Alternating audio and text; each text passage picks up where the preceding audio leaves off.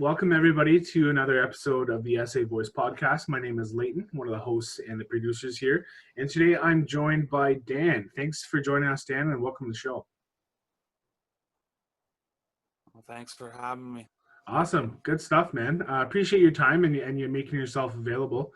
I know that this ending to the school year was nothing like any of us have ever seen before. I was just wondering, how were the last few months for you at school, and how did you find working virtually? Was it different, or were there some things that you enjoyed about it? Well, we were pretty fortunate because we were just pretty much ending the semester. Like, we had 1 week left. We had an exam going into like that following Monday when everything shut down. Yeah.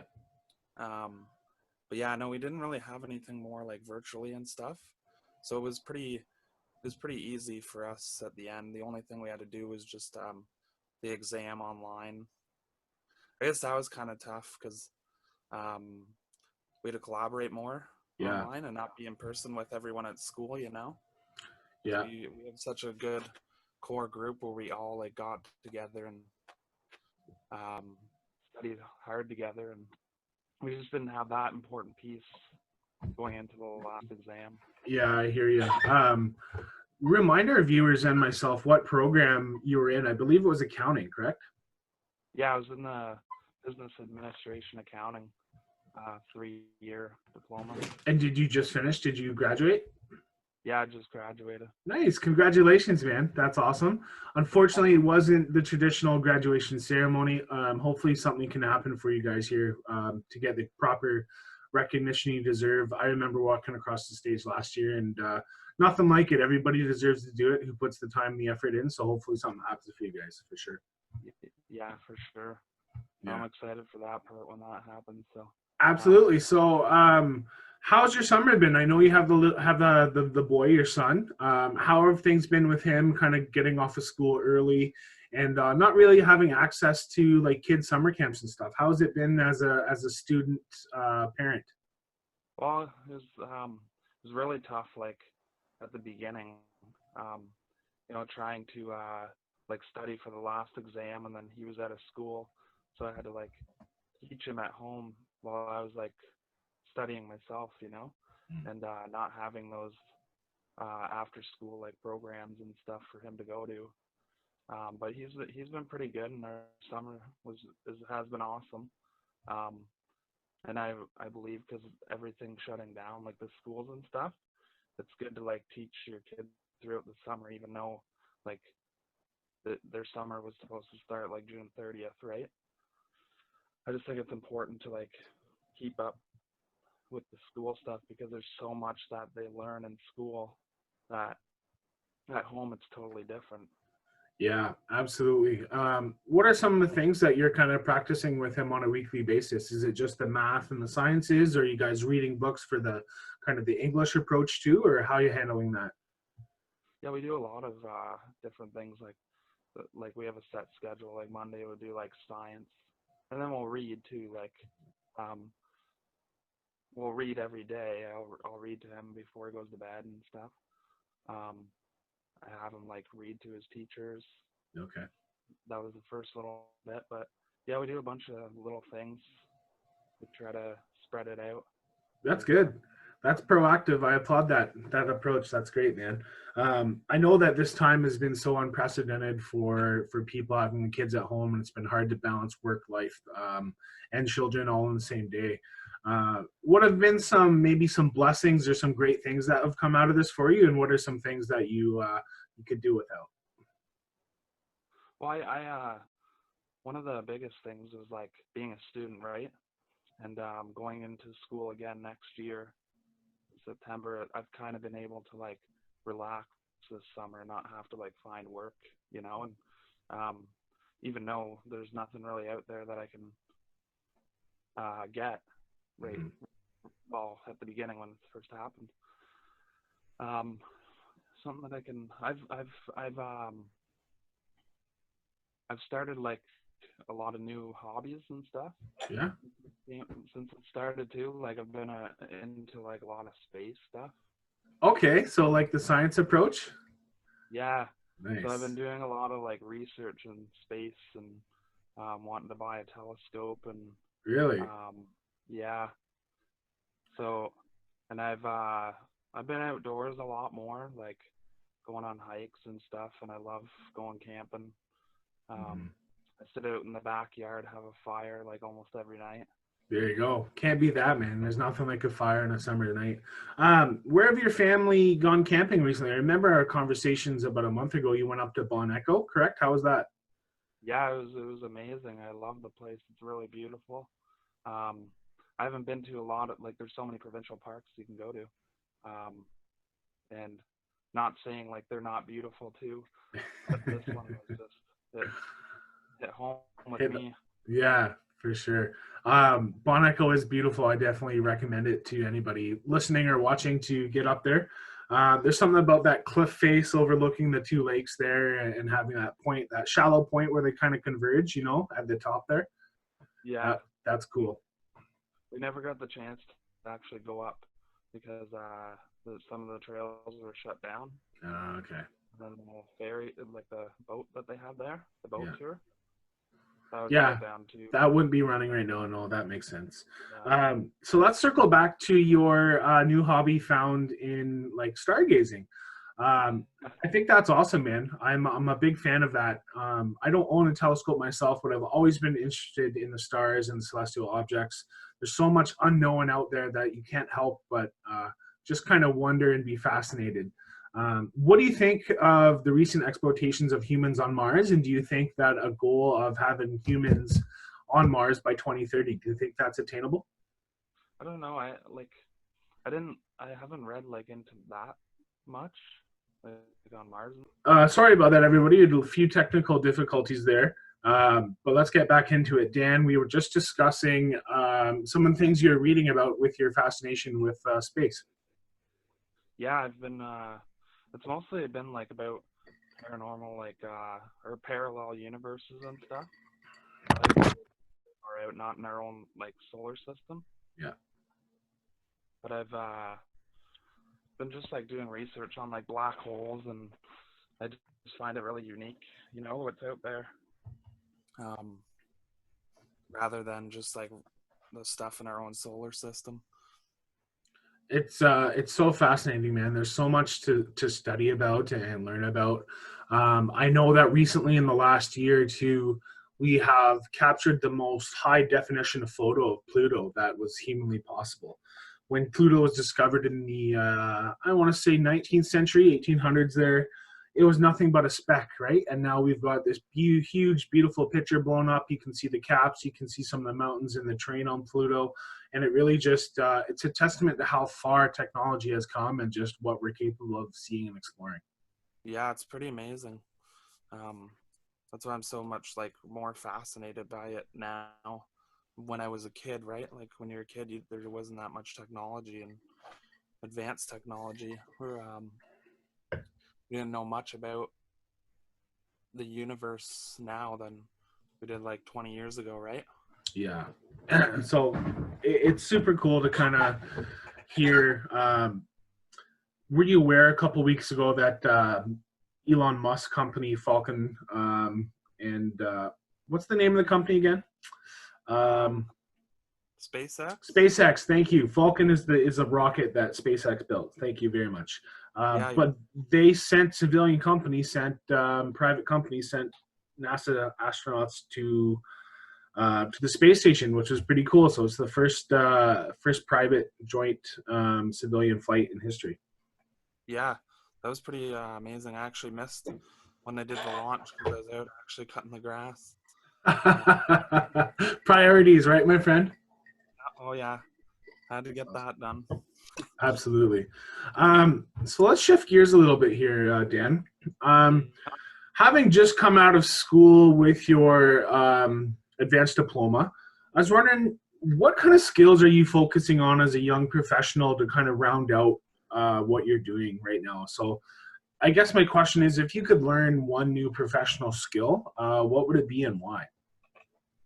Well, I my mind was always set on accounting Mhm. throughout my life, but now like some of the challenges that I uh, saw myself doing throughout the 3 years is like when I had some of the HR courses. Um, and the type of job that I'm kind of looking for in the future is like a management type role, Absolutely. and I find it challenging like in HR, but I think it's like my go-to. Like I'm a people person, and I really like enjoy um, laying down the book, I guess, like the rules and Right. um, So you're kind of focusing on more of a human approach to business instead of numbers, which has been your forte in yeah. accounting. Yeah, and then I also like I want to work with numbers too at the same time, right? Yeah. So if I was Right on. So thanks, Dan. My next question for you then is, what's the worst job that you've ever had in your life, and where was it? well, I haven't had many, that's for sure. That's good. uh, I worked at Metro for 11 years. Okay. Um, so I would say that was like it was the best job at the time, like the manager I had there and stuff. But then everything went down south when the new management came in. When I started the 3-year program in accounting, um, I still kept the job at Metro, but it was like it caused a lot of stress. The new management and stuff that came in there pretty much forced me to quit. Like I went from loving the job to actually not like liking it at all. Um, and then when I started working at the college, those are the other just 2 jobs I've ever had. Working maintenance and working at the SA. Mm. Um, they're pretty amazing jobs. Like um, I have nothing but good things to say about those jobs that I've had there and the people that I have met. But it's made Metro definitely the worst job that I've had. Well, that's awesome. I know that you and I met through working for the SA, and I know that it's both brought us a lot of great opportunities. So nothing bad to say about that. If I had to pick my worst job, not because the work or the people were bad, but I spent about 8 months as a landscaper. So I was out in British Columbia in the heat of summer. There was torrential rainstorms. There was mosquitoes, and I was basically just manual labor for about 7, 8 months there. And man, was that not fun! Wow, yeah, it wouldn't be fun actually being in the heat all the time. Yeah, no, there's nothing fun about doing that, but definitely build some character. So it's I'm glad I had that experience, but I know it's not meant for me. Yeah, for sure. I'm like, well, I I, I understand that because being outside, it's like it's too much actually if you're doing it like 5 days, like full time 5 days a week. Yeah. When I was working with maintenance at the school, like I did some lawn work and then I do like painting inside the school and stuff, and that was the best because I was doing a bunch of like different trades Yeah, around. so kind of a handyman to of all trades, eh? Jack of all trades, I guess is what they say. Oh yeah, and it's helped out big time even here back at home and I stuff, bet. right? Um, so what are some other skills that you've developed around the house, man? What are you into cooking? Do you like to get your cooking game on? Oh yeah, I love cooking. Really? What's It's uh been what's your favorite meal to cook? um well this year this year I've been barbecuing a lot. Nice. But if it was gonna be like something homemade recipe or I'd say chili. I really love making chili. Really? Yeah, I love throwing in just random things that people have never tried before. Like I'd even like cook bacon before and then just toss that in after. Okay. Let it cook. Even turkey, like oh, people put turkey in there. I think we're gonna have a follow-up episode. We do cooking with Dan. What do you think? Yeah, maybe I'll Have to send you. get Dan's chili going. How about that? Yeah. While we were talking about it the other day, we were like, we need to make a chili here soon. Yeah. It's chili's not really a summer dish though. You kind of have it like a warm comfort food in the winter. At least in my family anyway. Yeah. Well, it's nice because we got the air conditioning going and stuff. Feels like wintertime, I guess. It's true. Yeah, in your basement, eh? That's awesome. So We can make chili. yeah. just a few more questions here for you, man. Yeah. It hypothetically speaking, if you could live anywhere in the world, where would it be and why? Mm. It's a really tough question. I know, eh? Um, I think like living in between like the mountains and stuff. I know like Switzerland, it's a beautiful country, and Okay. there's so much there. Oh, lost my breath. Running uh, up the stairs to get back in this, but yeah, Switzerland's a beautiful country, and I think I'd want to live there. have you done any touring of Europe? No, I haven't actually, and I'm sure if I did, I'd probably have a few other places in mind. Yeah, absolutely. I fully support and recommend traveling to anybody. Obviously, it's going to be tough in the next couple of years with what's going on in the world right now. But while we're young and we've got a little bit of disposable income, and before our days get filled up with work and raising kids, um, definitely try to travel or find somewhere that are kid friendly to travel. I know there's tons of places to go in Canada in the next year here before things calm down, but I'm with you, man. I'd love to travel Europe, so maybe we'll see you in Switzerland one day. Do you have a specific like place where you would? Where I would go, yeah, I think Europe as well. I have a thing for Germany, south of France, but I've always kind of stuck something in my mind has stuck with me. I really want to go to Japan. I really want to experience that culture and that cuisine, and kind of just I think just being in that country and seeing how ancient it is, and just where everything they've come from, all their learnings, all their techniques, cuisines, like I said, would be fantastic. So I would have to say Japan. Yeah, that'd be pretty amazing. I back to even the Switzerland thing, like, well, because you know me, I'm a big hockey guy, um, and being a French Canadian, I think I would blow them out of the water playing hockey there. Yeah. Yes, you probably would, man. Yeah, So it's gotta be. I gotta go live somewhere where hockey is big. yeah, no kidding, right? So yeah, I'm glad that you brought that up. Let's talk hockey for a few minutes here. I know we got some sports fans listening amongst the student population. Um, from a science and kind of human perspective, obviously there's tons of risks involved. We don't want any of these players to get sick.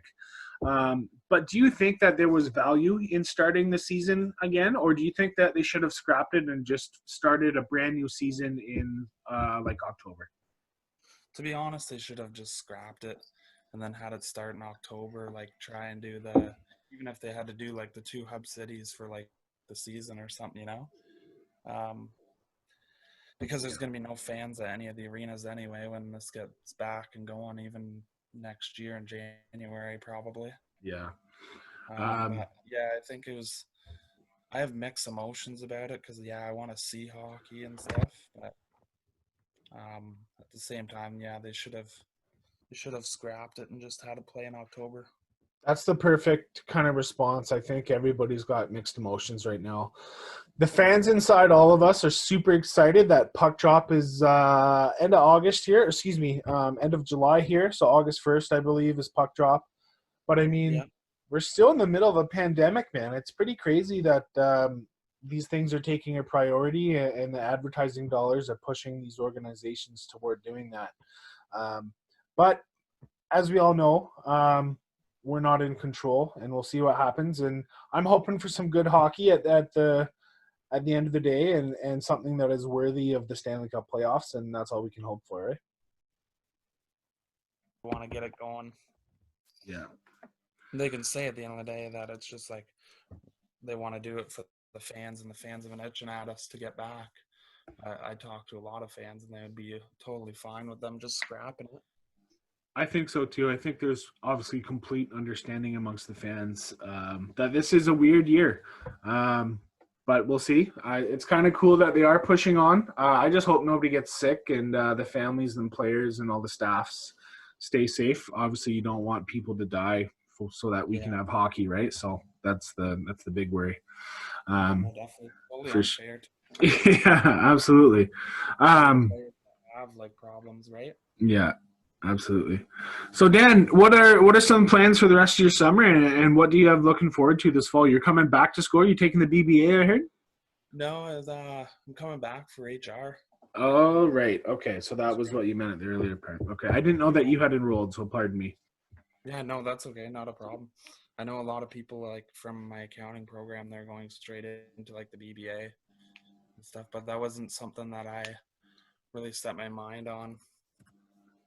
Fair enough. Yeah. But that could change in the future. Like I could be working in a role I'm in. Absolutely.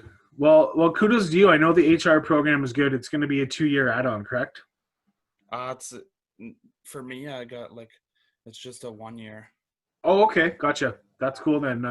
Come in and get it done. Why not, eh? Yeah, I think after this year they're changing it though. I think it's gonna be a 2 year. So you snuck in. Yep, snuck in just in time. Get a 3 year diploma in 1 year. That's awesome. That's awesome. But for the rest of the summer, yeah, we don't really have a lot like planned, but just doing a lot of yard stuff, I guess, and we're going camping again at Bon Echo Nice. the end of August. So I was hoping to actually get start reading a lot of like HR textbooks that get prepared for the fall. Yeah. Just to kind of stay ahead of the game, because like time management is like so key in college and any program. I believe your time management, it's got to stay consistent, and you got to prioritize, and reading takes a lot of your time out of the day too, right? Yeah. So sit down and read those 100 pages that you need to read a week takes dedication, man. And there's so many better things to be doing in the summer than reading a textbook. So if you got the willpower to do it, man, kudos to you. But I think that's why they call it summer break for a lot of us, for sure. Well, I think because under the circumstances of being off, like even finishing school by like April 1st, that I haven't really done much, right? Like just like enjoying the summer, relaxing and stuff. But I think it's time to like kind of get into a consistent schedule, get the brain working a lot more again. Yeah, absolutely. I know I didn't do much schoolwork towards the end there myself. Got all my assignments in and stuff. And then besides working for the SA, I know that April and May were not very studious months for me. I didn't use my brain much. There's a lot of Netflix and stuff, which I think a lot of people fell into, but you can't stay there. It's okay to be there for a while, but you can't stay there. You need to want to grow. So I applaud that. For sure. Definitely. And I hope to be back actually at the SA in the fall. Yeah, man. Like there was great opportunity there when I did my placement there too, right? Oh, absolutely. I know to have you on the accounting side or the front desk and stuff, you're a great asset, and we love seeing you every day. That's why I wanted to get you on the show and catch up with you. So I appreciate your time, Dan. I think I'll let you go for now. But I just want to say again, thanks for your time. I hope you have a great rest of your summer, man. And when this all comes down, I know I'll see you in the Student Association this fall, brother. Yeah, thank you, Leighton, for having me on. And yeah, I'd love to do it again and enjoy the rest of your summer as well. Yes, awesome. Thank you. Appreciate that sentiment, man. And thanks for coming on again. And we'll talk to you soon. Okay. Thanks, Dan. Yeah. Thank you. Thank you, Leighton. All right. Cheers. Take care, man. Yeah, you too.